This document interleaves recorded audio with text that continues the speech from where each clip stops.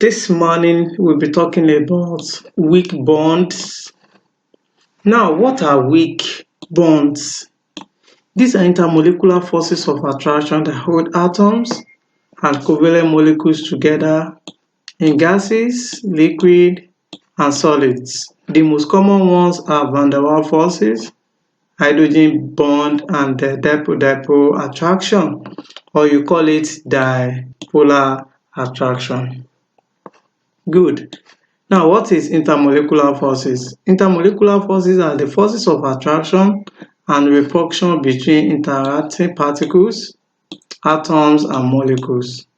This term does not include the electrostatic forces that exist between the two oppositely charged ions.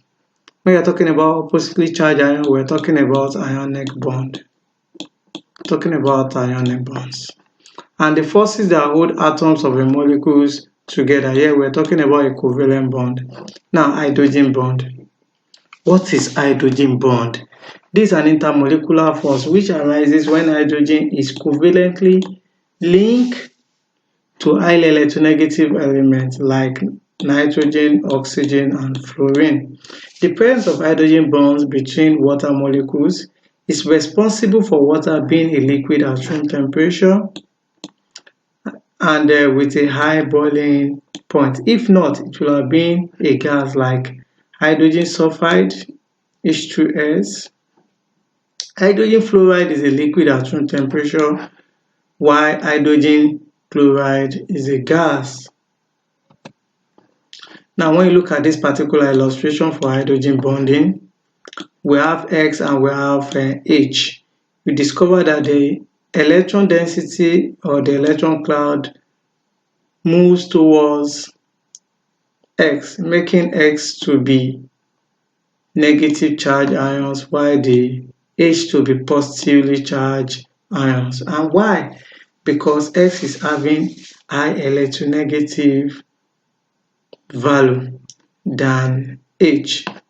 In that case, look at it, the electron density moves towards X, making it to be negatively charged ion, while the H becomes positively charged ion, creating what we call a permanent dipole molecules. Now, between this and this just one molecule, you have what we call a covalent bond. That's why we say covalently linked initially.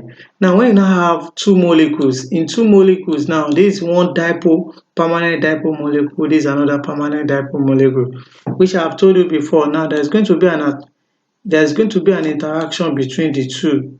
There's going to be an interaction between these particular two.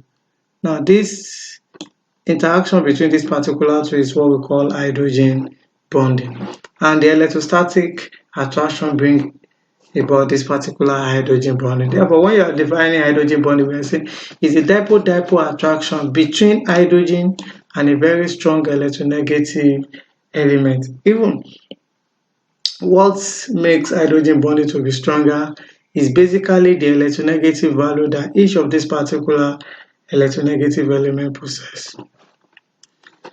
You can equally have it in hydrogen fluoride. Automatically, when you look at the two, hydrogen fluoride. In hydrogen fluoride, we have what we call a negatively charged ions on fluorine and a positively charged ion on on hydrogen. By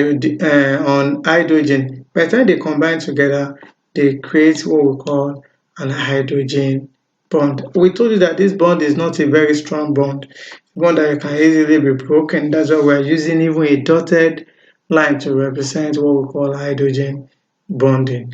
Therefore, between hydrogen fluoride molecules possess what we call hydrogen bond. Now, when you look at water molecule as well, this water molecule, between the water molecule, there is what we call a permanent dipole molecule, because different atoms are forming what we call a negatively charged ions and a positively charged ions. Now, between these particular two, there is what we call a covalent bond here. But by the time you now have more than one molecule, When you have more than one molecule, then you'll be talking about what? Hydrogen bond. Now, the hydrogen bond will exist between hydrogen and the oxygen, because here you will have gotten what we call negatively charged ions, and here you will have gotten what we call a positively charged ion. Now, there will be what? Electrostatic attraction between the two. Although it's weak, but this particular force creates what we call hydrogen bonding. Therefore, between water molecules, you'll be having what we call hydrogen bonding. And I've told you that the effect of this hydrogen bond is to make it liquid. So water is liquid at room temperature, and aside this, to make water to have high boiling point. Good. There are two types of hydrogen bonding. You can have what we call intermolecular hydrogen bonding. When you're talking about intermolecular hydrogen bonding, we're talking about hydrogen bonding that is existing between two molecules. Between two what? Molecules. This one molecule, this another what? Molecule. Two or more molecules. Now, between this and this, there's what we call hydrogen bonding. Because we have hydrogen, we have what? A strong electronegative element. Yeah, this kind of hydrogen bonding is what we call intermolecular hydrogen bonding. It exists in water molecules. You can equally have it in ammonia molecule. Now, aside this, we have what we call intramolecular hydrogen bonding. Here, when you have a single molecule exhibiting what we call hydrogen bonding, and a good example is 2-nitrophenol, because there's a presence of hydrogen here and there's a presence of what? Oxygen here. Then there will be an interaction between the two, because both of them has created what we call a dipole-dipole moment or attraction, and this brings about electrostatic force combining them together to form what we call hydrogen bond. Now, because it is within a molecule, we call it intramolecular hydrogen bonding, and you can equally have it in 2-nitrobenzoic acid, where you have between hydrogen, once there is the presence of hydrogen and the what? And oxygen. Now let's talk about Vandava force. What is Vandava forces? This is totally different from hydrogen bonding. They were first described by J.D. Van der Waals and are known as Vandava forces. Now, they are weak, short-range attractive forces formed between a covalent molecules. Therefore, Vandava forces common among the covalent molecules. They are the only attractive forces between atoms of a noble gas and the non-polar covalent molecules, especially when we're talking about non-polar molecules. We're talking about hydrogen, or we're talking about fluorine, we're talking about chlorine, because we're talking about fluorine, we're talking about chlorine, we're talking about bromine, iodine, that is halogen families, and noble gas when you're talking about argon and neon. Now, what is the implication? When you look at this part, they are responsible for low melting and boiling point of covalent molecules. What is the meaning of low melting and boiling point? They make most of these particular gases to be liquid or solid. And you need to know that as the atomic number is increases, the Van der Waals forces increases, and also as the atomic size increases, the Van der Waals forces too increases, and the ability to become solid or liquid become possible.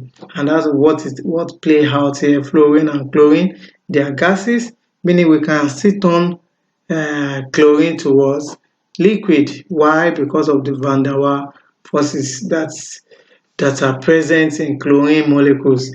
Likewise, fluorine. Why bromine? You can turn bromine towards liquid, even if you can take it down to solid, because of the presence of the Van der Waals force. But in this particular case, we have bromine is a liquid. Why? Because of the presence of Van der Waals forces. Though sound like gas, but it's a liquid at room temperature because of the Van der Waals forces. And likewise, iodine being solid because of the Van der Waals forces. And you discover that the Van der Waals forces in these particular cases are increasing as the atomic sizes increases. Please note that our atomic number increases. Good. Now, what are the types of Vandava forces? The first one we talk about is what we call dispersion forces, or we call it a London forces. For dispersion forces or London forces is the weak intermolecular attraction. The weak intermolecular attraction that you can find in fluorine, iodine, noble gas, that is when you have neon and what argon, etc. The atoms and the non-polar molecules are electrically what? Symmetrical and have no dipole moment, because their electric charge cloud is symmetrically distributed. When you look at this particular one, the electronic charge cloud here, is what? Evenly what? Distributed. Because it is evenly distributed, what happened? They have no dipole moment. Therefore, in this particular case, they have no dipole moment. This one has no dipole moment. But immediately there's a movement of electrons, towards. Immediately the electron cloud tends to what? Move.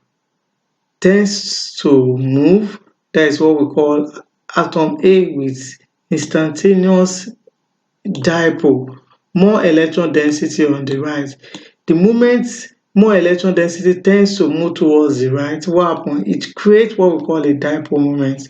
And in that case, although the dipole moment that is creating here is temporary, it's not permanent, what happens? It will attract or induce, that is the even normal word, it will induce the other atom of the same element. Here you are having fluorine,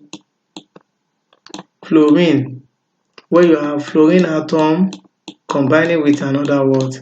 Fluorine atom. In this particular case, as the electron density tends to move towards the right, what happens? As you are moving away, the other side will become positively charged. In this particular case, then this one become negatively charged, while this one to become negatively charged. Because negatively charged, what happens? It will now what? Induce the other atom, thereby creating what we call electrostatic force. But this kind of electrostatic force is what we call a weak intermolecular attraction. Likewise, it can move in this direction. This is negative, this one become positive, while this one too is what? Negative, because the electron density or the electron cloud is moving away from the other side, not evenly distributed again. Once they are not evenly distributed, they create what we call a dipole moment. In that particular case, once there is a little dipole moment between the two atoms, then intermolecular force of attraction begin to what? Come up. Therefore, in this particular case, when you have fluorine and iodine, the same molecules automatically, the first thing is they are going to be symmetrically equal, meaning the electron density becomes equally what? Distributed. But by the time the electron density tends to move, then it creates what we call a weak intermolecular attraction, which bring about what we call a London force or dispersion forces. Therefore, you watch out for elements of gas which possess the same atom. Now, dipole attraction. This one is totally different from the first one I've talked about. The first one we talk about is atoms of the same element or noble gas, because their electron, don't let me go, the electron densities are evenly distributed, except when the electron density begins to move towards right or left, and that creates a weak intermolecular force. But in this particular case now, we're talking about a dipole force acts between molecules possessing permanent dipole. Ends of the dipoles possess partial charge, and these charges are shown below. Now, when you look at this particular one, there's hydrogen here, there's chlorine here, Then they have electron cloud or electron density. And what happened? The electron density moved towards chlorine. Why is it moving towards chlorine? Because chlorine is having high electronegative value and drawing the electron towards to itself and creating what we call a partial charge on a positively charge on hydrogen and a negative charge on what? Chlorine. Because we are having two different atoms in this particular molecule, but they are creating what we call a permanent dipole. Now, when you have this permanent dipole, you now bring two of them together. When you bring two of them together, here they're even saying here distribution of electron cloud. When you bring two of them together, then there will be an attraction between what? This and this. There will be an attraction between this and this. And this attraction is what we call intermolecular forces. Intermolecular what? Forces that bring them together. In this case, we have a dipole-dipole forces. And this happens in hydrogen bonding. Hydrogen what? Bonding. Therefore, in hydrogen bonding, we say dipole-dipole attraction between hydrogen and a very strong electronegative element. Therefore, in hydrogen molecules, in fluorine molecules, aside hydrogen bonding, when they are talking about forces, you can pick dipole-dipole forces can equally exist in hydrogen bonding. But when you have fluorine molecules, you have chlorine molecules, bromine molecules, the kind of forces you have there is what we call a London forces. This is what we call a London forces or what? Dispersion forces. A London forces or what we call a dispersion forces. And this one is weaker than this particular dipole-dipole forces. Because in that former one, we have what we call no permanent dipole existing in that particular one. While here, we have what we call a permanent dipole existing between the molecules. Now, another one we need to talk about, this one is a little bit stronger than London forces because the dipole one, we have a permanent dipole, and it's inducing what we call a non-polar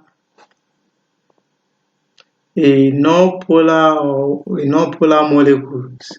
When you look at it, we say this type of attraction forces operate between the polar molecules having permanent dipole and the molecules lack permanent dipole. It means one is having permanent dipole while the other one is lacking permanent dipole. The permanent dipole of the polar molecules induce the dipole on the electrically neutral molecule by forming the electron cloud.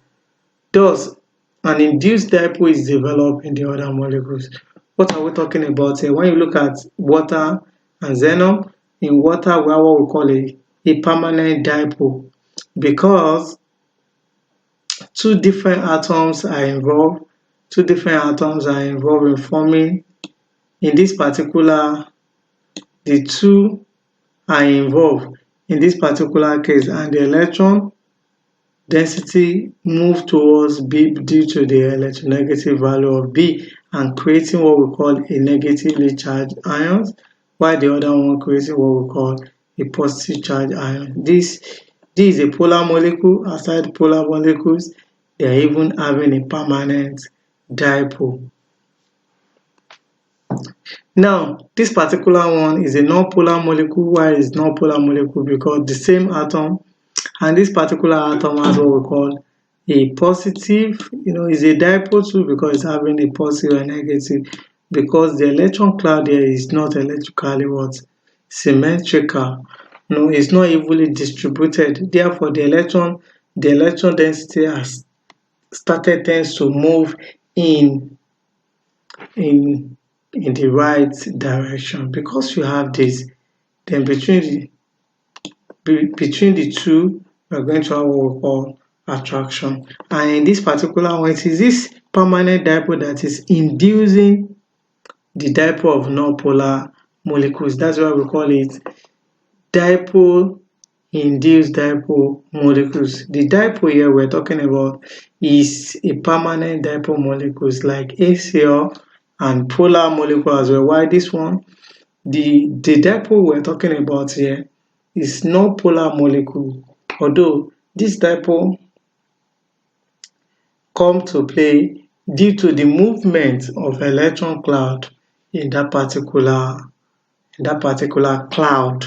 And when happen, it creates a temporary plus and minus ions. This plus and minus ions, because already you have a negative in the permanent one, will now induce the plus of this particular non-polar molecules, thereby creating what we call an intermolecular force. But this kind of intermolecular force here is what we call a Vandava force. Therefore, it is weaker in dipole-induced dipole force. Thank you.